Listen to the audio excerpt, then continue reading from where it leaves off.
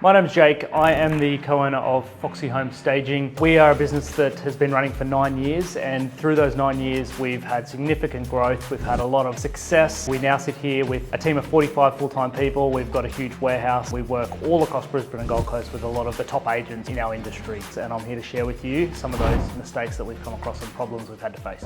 When we began, we were a really small team, a team of 2, 3, 4, 5 people as we were getting started. And we were involved in everything. You know, we were on at every job. We were in the warehouse. We spent our whole days together as a team. And at that point, Phoebe and I were the people setting the culture. We were leading by example. We were setting the standards. But as we grew, we really had a bit of a difficult time when we grew up our team to a larger size. We started taking on more work. We could just not be involved with everything.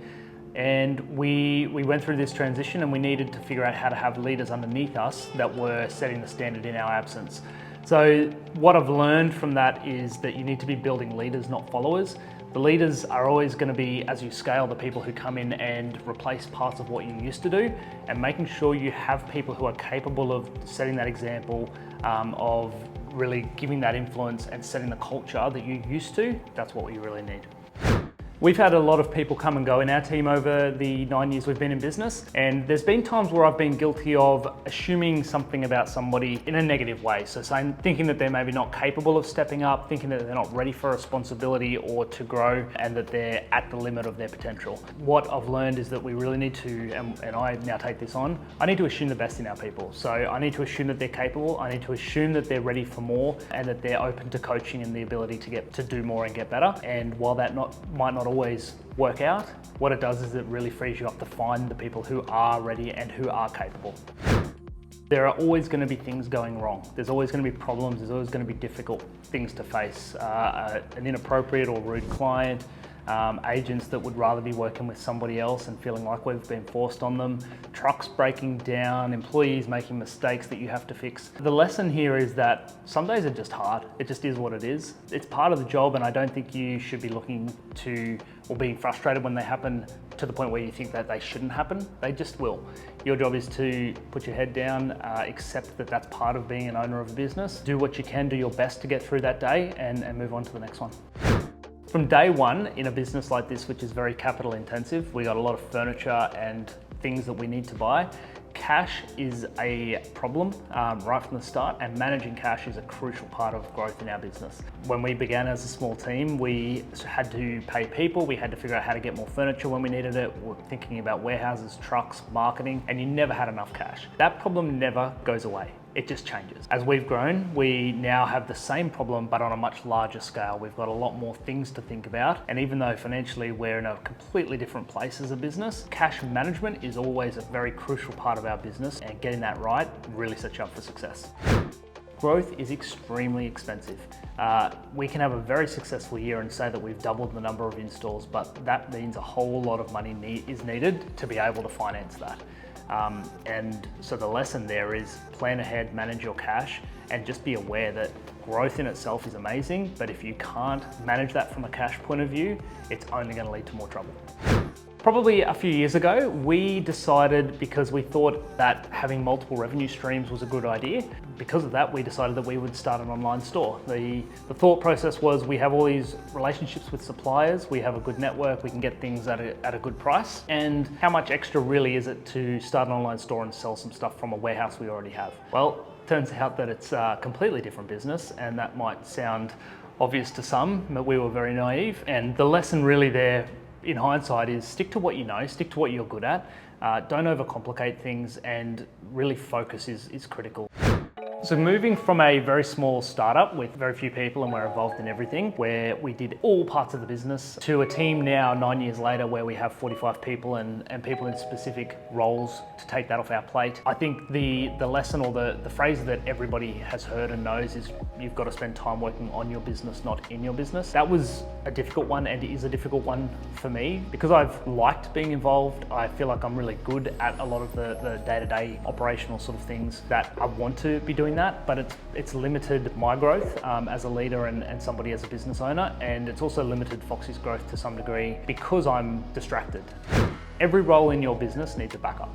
This is a lesson that we've had to learn, and even in knowing that, it's been a difficult transition in some areas. For us, the admin team, the administration team, the people that make the phone calls or take the phone calls, the emails, a lot of the communication, in the beginning that was done by us as the owners. And it was a difficult justification to pay a full-time person to take that over until we got to a certain scale. And when we did get to that scale, we had one person in that role, and it's such a critical role, the communication side of things for us, that we needed to take the time to train and get someone great. That's fine when you've got one person and it's working, but as soon as that person either doesn't work out or they decide to leave, we had one person who didn't work out and we'd spent months training them. We had another person who was fantastic, and after about 12 months she went overseas. So in both of those situations, that role is so critical to our business, and yet they were the only one capable of doing it outside of the owners, and as soon as they left, it falls back to us. So having a backup for every person in the business in some form is now a rule that we live by. The people in your team will let you down, and they will lift you up. People, for us, has always been the thing that we are most proud of, our team, and it is always the biggest source of frustration and trouble for us at the same time. Nobody will ever care about your business the same way you will. You'll find some amazing people and they will care about the business, and they care about the outcomes and they buy into it. But at the end of the day, it's not their job to care as much as you do. It's your business and you're rewarded for that. We want to make sure that we have the great people in place, and we're very proud looking back at the teams that we've built and the things that our teams have done over the years. But at the same time, we recognise that looking at the most frustrating times, that those are generally because of some sort of people-related issue. Nobody in your team is irreplaceable or indispensable, not one. We've had people in the past where to look at certain times and certain people where we would have thought we don't know what we'll do if we lose that person or that person. And then there have been times where we've actually lost them. And it is difficult every time when you lose a key person in your team. You have to scramble, you have to jump back in yourself and fill gaps. You need to give other people in your team opportunities. You need to look for new talent from outside and bring them in. But you do all of those things. Nobody in your team is indispensable. And the lesson is to know that, but then also to know as an owner you're capable, and also no one person is bigger than the team. So the decisions you make around people and bringing new people in, but also letting people go, you do that with that rule in mind. Hire fast and fire faster. We hire on gut, we hire on intuition and how we feel about somebody, because we know that in an interview you're getting the best version of somebody and you can't possibly really know that person in half an hour. But firing is knowing. We fire somebody when we've spent time with them, they're in our team, we've given them opportunities and coaching and all the things that we need to do. But knowing when somebody is not the right fit for our team, making that decision fast is crucial. We've got this wrong many times and we've held on to people for much longer than we should have. I've never thought to myself, I wish I didn't fire that person, or I wish I took longer to give them a chance. It is always the other way around if it's going to be a regret. It's, oh, that person, more stories came out, more information came once we'd let somebody go that made us realize that was absolutely the right decision and it should have been made earlier. Promoting fast is important, but promoting too early doesn't work. We've had people in the past who have been great at a role, and based on that, we've given them promotions or opportunities to go further into more senior or leadership type positions, and almost every time it has not worked out. There is a difference between being fantastic at one role and being great as a leader or as a senior person. Those things need training and take time, and every time that we've done it, generally it is because of our fear of losing somebody to our team. We're worried that they're going to leave the business and go elsewhere for other opportunities if we don't give it to them with us. And like I said, the times that we've actually done that, I can think of 3 in particular, and none of them worked out. Money is definitely a motivator for employees, but money is only a short-term motivation. Pay rises create new expectations, and very quickly those things are forgotten beyond the other motivations. So for us, while pay is always on the list of things that are important for employees, we know that every time we've given pay rises that we didn't maybe feel that were quite ready or earned just yet, it always ends up still being another conversation in the short term or in the medium term. Things that are more important longer term to keeping people in your business and making sure that they love what they do. Team culture for us is always at the forefront of that, and it is the most important thing for us.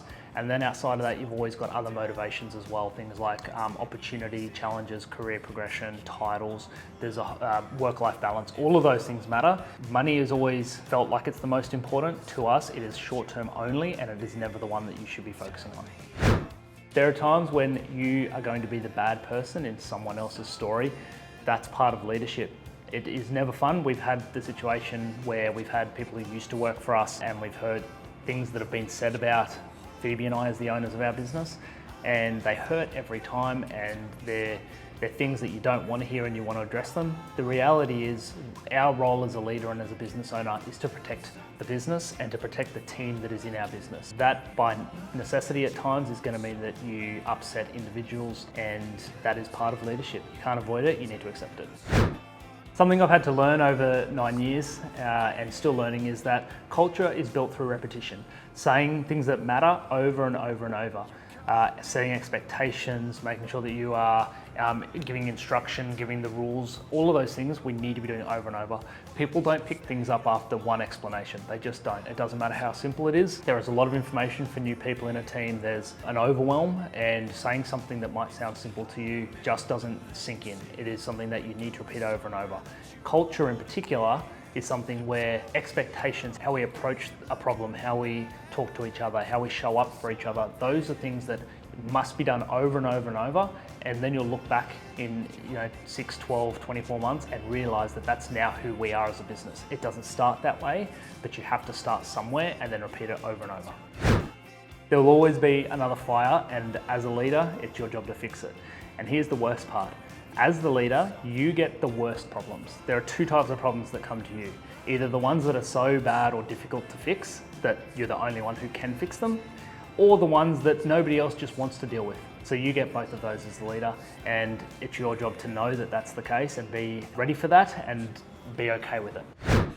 You're not above making mistakes. I have strengths and weaknesses the same as everybody else. The difference is, as an owner and as a leader of multiple teams and people, my decisions have a bigger ripple impact. So being aware of the fact that I'm going to make mistakes and knowing what impact that might have is really important. Being the leader of a big team means that I have delegated and I've given the decision making on a lot of the other issues to other people. So the ones that still sit with me are the ones that are going to have those bigger impacts. So just by the nature of what we do as business owners, it's really important to understand that you're allowed to make mistakes, but you have to be aware of them. These are the biggest lessons that come to mind when I think about what we've learned over 9 years of business. If there was one real key takeaway from all of this, it would probably be that it's important as a leader to keep analysing, self-analysing, understanding some of these issues and the things that you're facing, the mistakes you're making, and learning from them.